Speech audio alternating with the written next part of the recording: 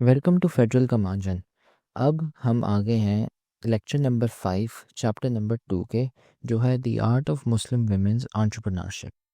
तो पिछले लेक्चर में हमने कवर किए थे हाइफन्स, और अब हम आते हैं मीनिंग्स पे। दो टाइप की मीनिंग्स हैं, डेनोटेटिव एंड कॉनोटेटिव। तो शुरू करने से पहले सबसे पहले आप चैनल को सब्सक्राइब कर लें, और अब हम इन्हें शुरू करते हैं। तो यार, दो टाइप सी मीनिंग्स होती हैं। सबसे पहले मीनिंग क्या होती है? मीनिंग का मतलब है मतलब, बस, कि यार ये एक चीज़ हुई है, इसका मतलब क्या है, मीनिंग ये होती है। अब मीनिंग्स के भी है ना, दो टाइप्स हो सकती हैं। एक है डेनोटेटिव। यहाँ पे लिखा हुआ है denotation is the literal meaning of a word. It's the definition you would find in the dictionary. For example, if you were to look up the word proud in the dictionary, a typical entry would read having or showing self respect or self esteem. That's the denotation of the word. Connotation refers to the emotions or ideas that you think of when you read or hear a word. Take the word proud again. While it has clear cut denotation, the word can have different connotations for different people. If you hear the word proud, you might associate it with negative meanings such as egotistical, show off, etc. It could also have positive connotations such as self confidence, talent, etc. अब यार, ये short में क्या क्या आ रहा है? अब मैं है ना पहले सबसे एक एग्जांपल देता हूँ। जब आप कहते हैं कि घर में आग लग गई, तो उसका मतलब होता है कि यार अच्छा, असल में ना आग लग गई है। इसका मतलब है डेनोटेशन या डेनोटेटिव मीनिंग। फिर एक और होता है, यार मेरे मुंह में आग लग गई क्योंकि मैंने है ना ये मसाला खाया। तो इसका मतलब ये नहीं कि मेरे मुंह में आग लग गई है, लेकिन इसका मतलब ये है कि यार बहुत है ना मिर्च लग रहे हैं। इसका मतलब होता है लगभग कॉन्टेशन। ये है ना, मतलब मैंने आपको एग्जाम्पल के थ्रू है ना, मैंने आपको बताया कि यार डेनोटेशन और कॉन्टेटिव के मतलब क्या हो सकते हैं। अब है ना, मैं आपको एग्जाम्पल एक देता हूँ, असली वाली। कॉन्सेप्ट मैंने आपको बता दिया कि यार अच्छा, आग लगने का मैंने मुहावरे के थ्रू दिया। अब है ना, मैं एक अल्फाज के थ्रू देता हूँ जो असली मीनिंग है। तो फॉर एग्जांपल हम अल्फाज लेते हैं होम, हाउस, घर, ठीक है। अब उसकी डेनोटेटिव मीनिंग क्या होगी? वो वाली मीनिंग जो डिक्शनरी मिलती होगी। यार घर, हमें पता है कि ऐसी बिल्डिंग होती है जहाँ पे है ना लोग रहते हैं, जहाँ पे आप भी रहते हैं। ये डेनोटेटिव मीनिंग है। अब इसकी कॉनोटेटिव मीनिंग क्या होगी? और सबसे इम्पोर्टेंट बात, हमने इस चैप्टर की ग्रैंड टेस्ट का जो प्रैक्टिस टेस्ट है उसका लिंक हमने डिस्क्रिप्शन में डाल दिया है। आप डिस्क्रिप्शन में जाकर ये ऊपर पहला लिंक है, प्रैक्टिस ग्रैंड टेस्ट को यहाँ पे जाएं और सॉल्व करें और प्रैक्टिस करें। यहाँ से आपने अगर प्रैक्टिस कर ली, आपके एग्जाम्स के अंदर एमसीक्यूज के अंदर 100% मार्क्स गारंटेड है। उसके अलावा अगर आपको हमारे फ्री नोट्स चाहिए, lecture, guest papers, model papers चाहिए, तो इस पहली वाली लिंक पे क्लिक करके आप हमारे चैनल को ज्वाइन हो जाए, और दूसरी वाली लिंक को क्लिक करके आप हमारा व्हाट्सएप ग्रुप है इम्पोर्टेंट प्रीमियम, उसको ज्वाइन हो जाएं, ठीक है। अगर आपको ट्यूशंस वगैरह के अंदर एनरोल होना है, कोई डाउट है, तो ये हमारा व्हाट्सएप नंबर, इस पर क्लिक करेंगे आप डायरेक्ट व्हाट्सएप पे चले जाएंगे, और तमाम बुक्स के पीडीएफ इस वाले यहाँ पर आखिरी वाले आपके पास गिवन है। आप यहाँ से कोई भी बुक उठा सकते हैं, आपकी जो मर्जी चाहे, सारी की सारी क्लासेस का। इसके साथ साथ आपसे रिक्वेस्ट है, आप चैनल को सब्सक्राइब और वीडियो को लाइक भी करते हैं। लोगों ने आपके लिए एक पेज निकाल दी है हमारी, जिसके अंदर आपको इंग्लिश की पूरी तैयारी करवाई जाएगी और इंग्लिश की लाइव ऑनलाइन क्लासेस जूम पर दी जाएंगी। आपको पूरी बुक कवर करवाई जाएगी और आपको एग्जाम के हिसाब से भी प्रिपेयर किया जाएगा। चैप्टर टेस्ट होंगे, आपकी वीकली टेस्ट लिया जाएगा, और सबसे इंपॉर्टेंट चीज, आपके एग्जाम राइटिंग मेथड सेशंस दिए जाएंगे कि भाई एग्जामिनर को क्या चीज चाहिए, एग्जाम के पेपर के अंदर लिखते कैसे हैं। और सबसे इंपॉर्टेंट, हमारे guess paper, target paper, model paper जो हम देते हैं ना आपको, गेस पेपर, उससे 60 to 70% तो आपका पेपर लग ही जाता है, तो आपकी 70% तो तैयारी हो गई। और अल्हम्दुलिल्लाह अल्हम्दुलिल्लाह, अल्लाह के शुक्र से हमारे बच्चों के 85 से 90% से अबव आ ही जाते हैं बिल्कुल आसानी से, जो इस चीज़ को फॉलो करते हैं। और इसकी फ़ी पता है पूरे साल की एक सब्जेक्ट की कितनी है? सिर्फ और सिर्फ 3,000 रुपये आप लोगों के लिए। पहले पिछले साल 12,000 थी, उससे बड़ी भी थी, लेकिन अभी आप लोगों के लिए हमने कर दी है सिर्फ और सिर्फ 3,000 रुपये। और जिससे आप लोग इजीली ले पाएँ पूरे साल, 1 ईयर के लिए हर चीज़ दी जाएगी। और आपको जो लाइव क्लासेस ली जाएंगी, आपको जूम पर दी जाएंगी, ठीक है, हमारे ट्यूशन में, और उसकी रिकॉर्डिंग्स भी आपको दी जाएंगी। अगर आपको रजिस्टर करना है, इस व्हाट्सएप नंबर पे मैसेज करें, आपको यहाँ पे हम बता देंगे कैसे पेमेंट करनी है और कैसे फ़ी भेजनी है, और आपको हम हमारे ऐड कर लेंगे। लेकिन ये सबसे बड़ी डील, जितना जल्दी लेंगे उतना आपके लिए फ़ायदेमंद होगा। अब है ना कॉनोटेटिव मीनिंग, यार जब आप घर में होते हैं तो यार घर में आपको पता है कि यार घर में आपकी फैमिली होती है, आपके अम्मी, अब्बू, भाई, बहन और दादा-दादी, नाना-नानी और कोई भी रहता हो आपके घर में। तो यार एक वो फीलिंग आती है, उसके अलावा मतलब आपके अंदर घर सुन के कौन-सी फीलिंग आती है? कुछ लोग कहते हैं यार घर पे है ना सुकून होता है, घर में हमें प्यार मिलता है अपनी फैमिली से, घर में यार हम सेफ होते हैं, ऐसा नहीं है कि हम लोग रोड पे तो हम सेफ नहीं होते। तो घर में तो कम से कम सेफ्टी होती है। उसके अलावा अगर आप घर और स्कूल कंपेयर करें तो घर पे पढ़ाई नहीं होती तो सुकून होता है, आप सो सकते हैं घोड़े बेच के और स्कूल में पढ़ना होता है। तो ये मतलब है क्वालिटेटिव कि यार इससे मीनिंग क्या निकल रही है। आप जब उसको पहली दफ़ा सुनते हैं तो कौन-सी फीलिंग आ रही है? पॉज़िटिव भी हो सकती है, नेगेटिव भी हो सकती है। वही है ना इसमें यहाँ पे पैराग्राफ में लिखा हुआ है कि यार अगर आप प्राउड कहते हो, कोई प्राउड है, तो यार उससे 2 2 है ना मीनिंग्स निकल सकती हैं। एक पॉज़िटिव वाली कि यार इस बंदे में कॉन्फिडेंस है। क्यों? क्योंकि वो प्राउड है। लेकिन यार ये भी हो सकता है कि यार वो है ना इगोइस्टिक भी दिख सकता है। वो है ना बहुत मतलबी दिख सकता है कि अच्छा ये प्राउड है मतलब इसके अंदर ईगो भी बहुत है। और या फिर है ना शोबाज़ है, शो ऑफ या शोबाज़ है ना, ऐवें ही है ना शोबाज़ी करता रहता है खामख़ाम। तो जैसे प्राउड है वैसे ही घर के भी है ना पॉजिटिव नेगेटिव मिक्स में निकल सकते हैं। तो कुछ लोगों के लिए यार घर में होगा यार बोरियत होती है, हम लोग है ना दोस्तों के साथ क्रिकेट नहीं खेल सकते फॉर एग्जांपल। तो यार अब घर अगर हम डिक्शनरी में देखें तो यार उसका मतलब ये है कि ऐसी बिल्डिंग जहाँ पे है ना फैमिलीज रहती हो, जहाँ पे लोग रहते हो। लेकिन यार हम कॉनोटेटिव तरीके में जब देखते हैं ना तो यार हम अपने है ना खुद के ओपिनियंस और खुद के है ना फीलिंग्स उसमें डाल देते हैं। तो जैसे मैंने अभी आपको बताया, तो ये है ना होता है कॉनिटेटिव एंड डेनोटेटिव। तो अब एक्सरसाइज आती है। एक्सरसाइज 6 है identifying connotative and denotative meanings. For each word identify whether it has a connotative और डेनोटेटिव मीनिंग या फिर it can be both too. यार अब मैं आपको सच सच बताऊं, ये सवाल गलत है। ये सवाल क्यों गलत है? क्योंकि आप इंग्लिश के 99% इनफैक्ट ऑलमोस्ट 100 मतलब 99.9% मतलब सारे अल्फाज ऑलमोस्ट जो है ना उनकी कॉनिटेटिव एंड डेनोटेटिव मीनिंग्स बोथ होती हैं, दोनों होती हैं। जैसे स्नेक है, स्नेक आपको पता है सांप है, उसकी डेनोटेटिव मीनिंग तो ये है कि यार वो एक है ना जानवर है, ठीक है। लेकिन उसकी क्वांटिटेटिव मीनिंग भी निकल सकती है, यार स्नेक है मुझे उससे खौफ लगेगा कि यार कहीं है ना मुझे जहर ना दे दे। ये भी है ना खौफनाक ऐसी है ना फीलिंग भी आ सकती है। होम का मैंने अभी आपको बताया, मैंशन और होम ऑलमोस्ट सेम चीज़ हो गई। और ऐसे ही है ना करके ये एक्सरसाइज जो बनी है ना गलत बनी है। क्यों गलत बनी है? क्योंकि ये मैं अभी से आपको बता रहा हूँ, अंग्रेज़ी के सारे अल्फाज ले लें, ऑलमोस्ट सारे सारे अल्फाज ले लें, उन सब की है ना क्वांटिटेटिव एंड डेनोटेटिव मीनिंग्स दोनों होती हैं। तो यहाँ पे कह रहा है कि यार इसकी क्वांटिटेटिव होगी या डेनोटेटिव डेनोटेटिव होगी होगी। तो इसके जो सारे आंसर्स हैं वो हैं बोथ, ये डेनोटेटिव एंड क्वांटिटेटिव दोनों होंगी। तो उसकी वजह से ये एक्सरसाइज है ना हम आगे छोड़ सकते हैं।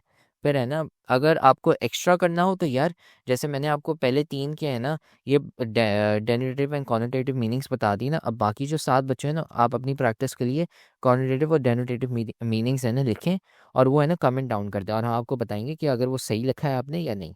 ठीक है। तो अब हम जाते हैं एक्सरसाइज 7 पे। Quantitative versus denotative sentence creation. Create two sentences for each of the following words, one using denotative meaning and the other using connotative meaning. अच्छा, अब हमें है ना इन पांचों अल्फाजों के लिए हमें ना सेंटेंसेस लिखने हैं। वीडियो शुरू होने से पहले ही है ना मैंने सेंटेंसेस लिख लिए थे टाइम बचाने के लिए। और अब होगा ये कि मैं है ना आपको समझाने वाला हूँ कि यार इन सेंटेंसेस का मतलब क्या है और उसमें क्या क्या है ना मैं आपको पूरा समझाने वाला हूँ ये। तो सबसे पहला है फायर। यार फायर में डेनोटेटिव है और क्वांटिटेटिव दोनों है। तो डेनोटेटिव में यार सबसे पहले तो the firefighters work tirelessly to extinguish the raging fire in the building. इसका मतलब ये है कि यार जो फायर फाइटर्स होते हैं ना उन्होंने है ना बहुत कोशिश की, यार बिल्डिंग में आग लग गई तो उन्होंने यार बहुत कोशिश की हम है ना इस आग को बुझा दें, हम इस आग को है ना बुझा दें और ख़त्म कर लें। तो ये फायर फाइटर्स थे। उन्हें उन्हें है ना कहा कि यार फायर अब इसमें डेनोटेटिव यूज़ किया जा रहा है आग के मायने में, ठीक है। और उन्होंने ये किया कि यार हम आग के है ना बहुत मुश्किलों से है ना उन्होंने आग बुझाई। फिर कॉनोटेटिव है कॉनोटेटिव में her passionate speech ignited a fire inspiration among the audience. तो अब इसमें है ना यार, एक लड़की है, उसने ना स्पीच दी, और वो स्पीच सुन के लोगों में है ना भाई, मतलब जज्बा जुनून भाई सब जाग गया, इंस्पायर हो गए, उन्होंने बोला वाह वाह, मतलब इग्नाइटेड अ फायर। मतलब एग्जांपल मैं आपको देता हूँ, आपने देखा होगा पॉलिटिशियंस यार, इमरान खान स्पीच देता है, नवाज शरीफ, बेनज़ीर भुट्टो, और आपके बिलावल भुट्टो, और कौन है पता नहीं, बहुत सारे लोग और भी हैं जिन्होंने भी आज तक आपने स्पीचेस सुनी होंगी। तो यार हर किसी की है ना, आपने यार जब तकरीर या स्पीच सुनी, तो यार आपको भी होगा, लगा होगा शायद कि यार मतलब स्पीच बोलिए वाह वाह, मतलब भाई मतलब इंस्पिरेशन मिल गई, मतलब जज्बा जुनून भाई पूरा, मतलब मैं इंस्पायर हो गया कि भाई मतलब आंखें खुल गई मेरी। तो यार उससे है ना इग्नाइटेड अ फायर, ये है ना इग्नाइटेड अ फायर इंस्पिरेशन। आग नहीं लगा रहे आपके ऊपर, बस ये है ना क्वांटिटेटिव वे में ये किया जा रहा है कि यार मतलब जज्बा ही पूरा जगा दिया। ट्रांसलेशन अगर मैं आपको बताऊं, इंस्पिरेशन है ना फायर कर दिया आपके ऊपर। तो ये क्वांटिटेटिव वे है। तो ये है फायर। फिर अब हम आते हैं स्टूडेंट। स्टूडेंट में एक तो डेनोटेटिव है और दूसरा क्वांटिटेटिव। तो अब है ना, अब हम इन दोनों की देखते हैं। The student sat quietly in the classroom taking notes during the lecture. अब स्टूडेंट यार कौन होता है? वो बच्चा भाई जो स्कूल में पढ़ता है, या जिधर भी ट्यूशन में पढ़ता है, या खुद ही है ना होम स्कूलिंग करता हो। लेकिन खैर स्टूडेंट वो है जो पढ़ता है। तो इसमें लिखा हुआ है कि यार एक बच्चा है, वो है ना चुपचाप है ना क्लासरूम में नोट्स बना रहा था। ठीक है, ये है ना डेनोटेटिव लिखा हुआ है यहाँ पे कि यार वो है ना चुपचाप सुकून से है ना क्लासरूम में नोट्स बना रहा था क्लास के वक्त। ठीक है, और फिर कॉनोटेटिव वे है, she was a dedicated student always eager to learn and explore new ideas. तो यार इसमें है ना जो स्टूडेंट की जो डेफिनेशन यूज़ की गई है, इट्स अ डेडिकेटेड स्टूडेंट, मतलब यार मेहनती स्टूडेंट। ऐसे किया गया है कि यार ये स्टूडेंट जो है हमेशा है ना, इसमें पॉजिटिव वो डाला हुआ है एक पॉजिटिव, मैंने आपको बताया था ना कि यार पॉजिटिव और नेगेटिव इमेजेस दोनों हो सकती हैं। इसमें जो स्टूडेंट है उसकी पॉजिटिव इमेज डाली हुई है, क्या कि यार डेडिकेटेड है, मेहनती है। जो ये शी है, जो ये लड़की है, यार बहुत मेहनती स्टूडेंट है, बहुत मेहनत करती है, जान लगा कर पढ़ती है, हमेशा उसको पढ़ना होता है और एक नई नई चीज़ें पढ़नी होती हैं, एक्सप्लोर न्यू आइडियाज़। और हाँ, बहुत ही अच्छी स्टूडेंट है। उस अंदाज से है ना डेडिकेटेड स्टूडेंट को है ना समझाया गया यहाँ पे, जब क्वांटिटेटिव में, जबकि ऊपर है ना सिर्फ ये बोला गया है कि जो स्टूडेंट है वो है ना नोट्स बना रहा था। तो आपको फुली फ़र्क आ गया होगा समझ कि क्या है। फिर अब हम जाते हैं तीसरे वाले में, रिच। रिच अमीर, जो सबको होना है। तो अब इस पे आते हैं हम। तो डेनोटेटिव एंड क्वांटिटेटिव। तो यार सबसे पहले जो डेनोटेटिव वाला जो है आपका, इसमें ये लिखा हुआ है कि he inherited a substantial amount of wealth from his family making him financially rich. तो यार इसने बोला कि यार ये सेंटेंस है कि यार एक लड़का है कोई, उसने वही कि इसने है ना अपनी इनहेरिटेंस के थ्रू है ना, उसके अम्मी अब्बू के थ्रू उसको है ना पैसे मिल गए, इनहेरिटेंस के थ्रू। तो उसकी वजह से है ना वो बहुत ही अमीर है। बस ये लिखा हुआ है इसमें। और फिर उसके बाद क्वांटिटेटिव वाला है, beyond wealth he was rich in friendships and experiences that enriched his life. इसमें लिखा हुआ है कि यार अमीरी को छोड़ के, पैसों को छोड़ के, ये कि यार ये एक बंदा है, ये है ना अमीर होता था। ये अमीर कैसे होता था कि यार इसकी ज़िंदगी में बहुत दोस्त होते थे, ये दोस्त इसके सराउंडिंग में होते थे ना। जैसे यार आप कहते हैं कि ये इस कि आप कहते हैं कि यार ये बहुत अमीर है, इसके पास बहुत पैसा है। फिर ये समझे कि यार ये बहुत अमीर है क्योंकि इसके पास है ना ज़िंदगी में दोस्त हैं। ये अकेला मायूस एक कोने में नहीं बैठा हुआ अपने घर के छुप के, ये है ना दोस्तों के साथ घूम रहा है, उसकी वजह से ये अमीर है, क्योंकि इसकी है ना ज़िंदगी में लोग हैं और experiences that enrich his life. कि यार मतलब इसकी ज़िंदगी में है ना हादसात, हादसात बुरे वाले नहीं, अच्छे वाले एक्सपीरियंसेस जो होते हैं ना, वैसे हम दोनों हो सकते हैं, लेकिन जैसे फॉर एग्जांपल घूमना फिरना हो गया, खाना पीना, दोस्तों के साथ बातें करना, और स्पोर्ट्स खेलना, या कुछ भी बहुत सारी चीज़ें, तो वो उन मामलों में अमीर है। पैसों को छोड़ दो, लेकिन उसकी जो ज़िंदगी है ना, उसकी ज़िंदगी में बाकी हर चीज़ है पैसों को हटा के, तो वो उस हिसाब से अमीर है। अब डेनोटेटिव में यार अमीर का मतलब रिच, रिच यहाँ पे हम बात कर रहे हैं, रिच मतलब पैसों के मामलों में, लेकिन यार यहाँ पे ना दोस्ती के मामले में लिखा हुआ है कि यार ये उस मामले में अमीर है। फिर आते हैं पेट्रियट।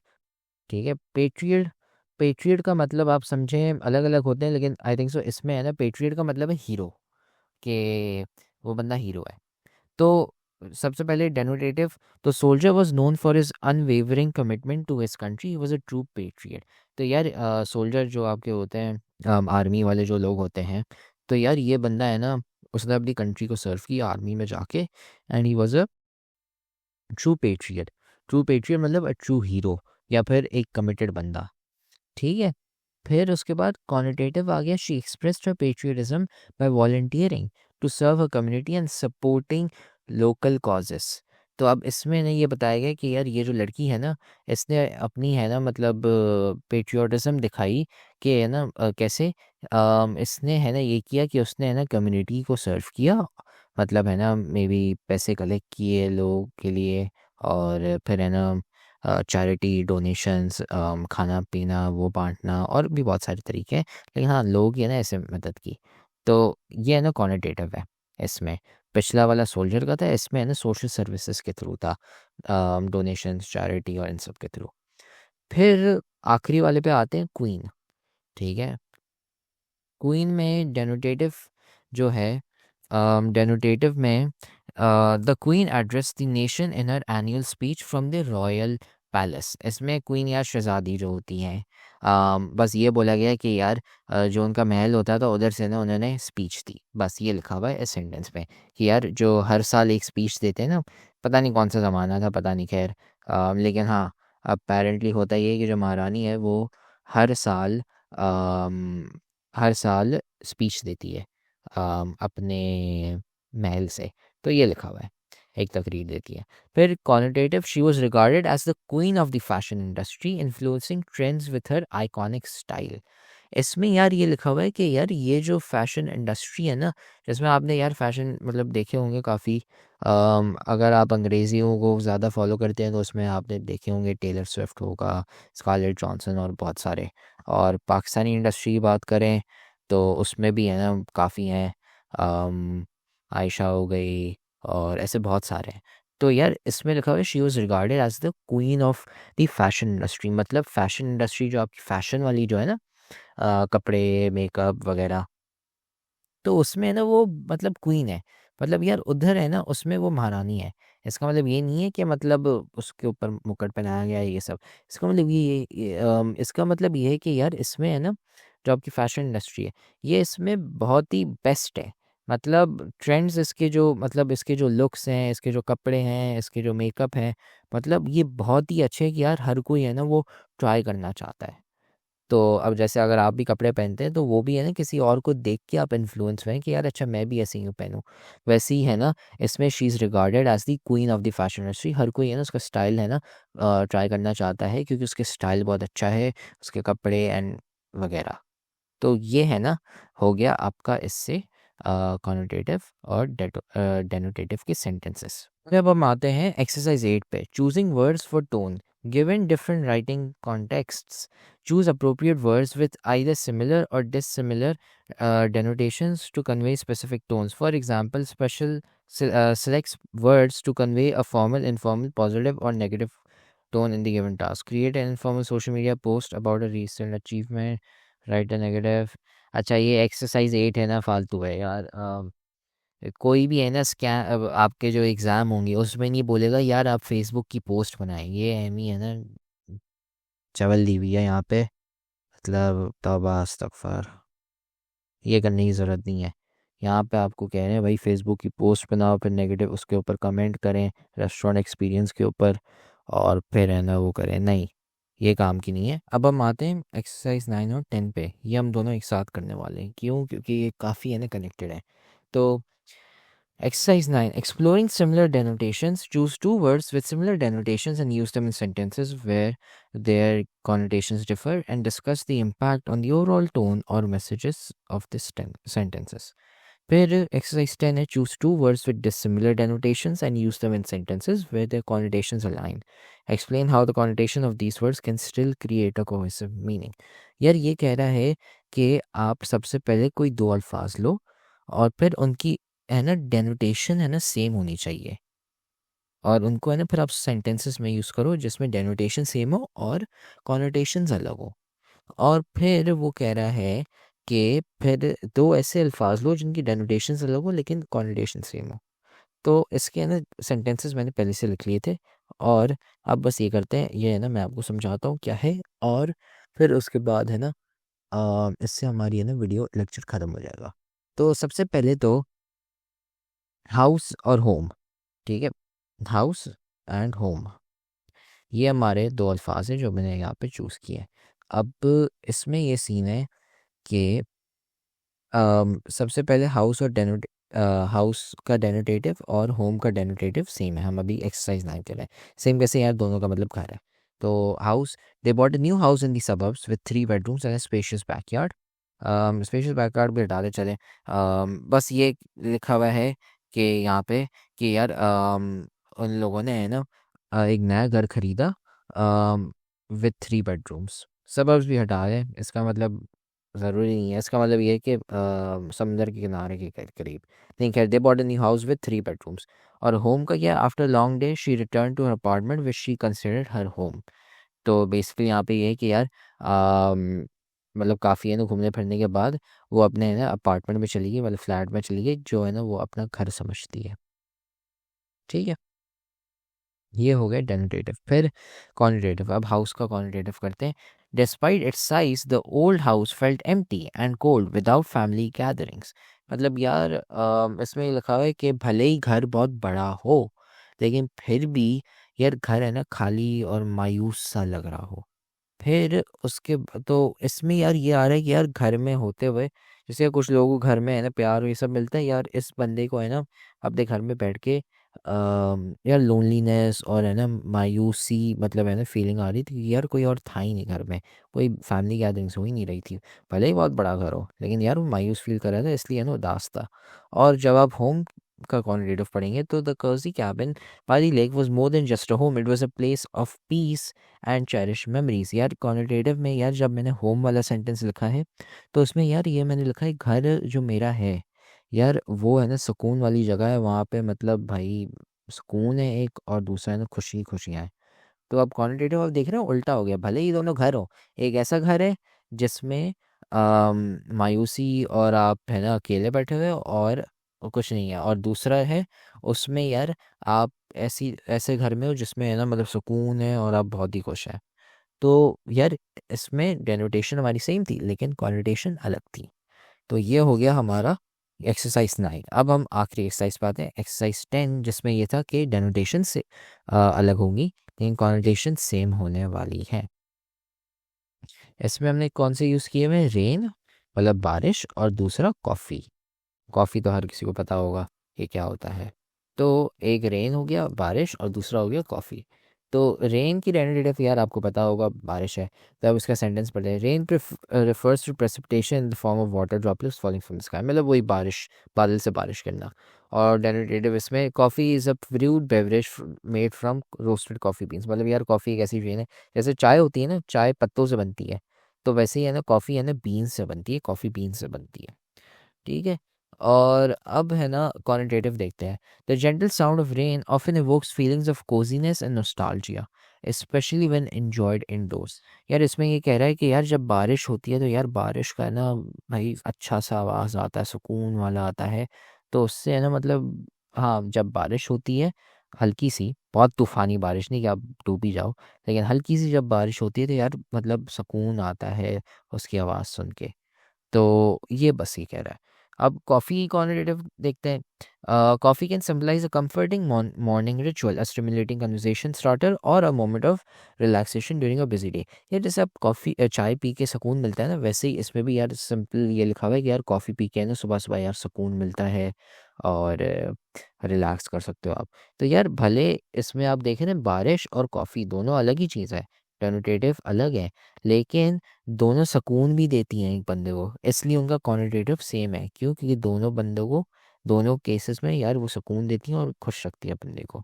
तो यार इससे है ना अब एक्सरसाइज 10 ख़त्म हो गई, जिसमें मैंने आपको बताया कि बेसिकली क्वांटिटेटिव और डेनोटेटिव होते क्या हैं, उनके एग्जाम्पल सवाल कराए, और साथ में है ना मैंने अभी ये सेंटेंसेस भी आपसे बनवाए, और अब है हाँ, इससे हमारा ख़त्म हो गया है मीनिंग्स वाला। अब अगले लेक्चर में हम लिटरेरी डिवाइसेस देखने वाले हैं।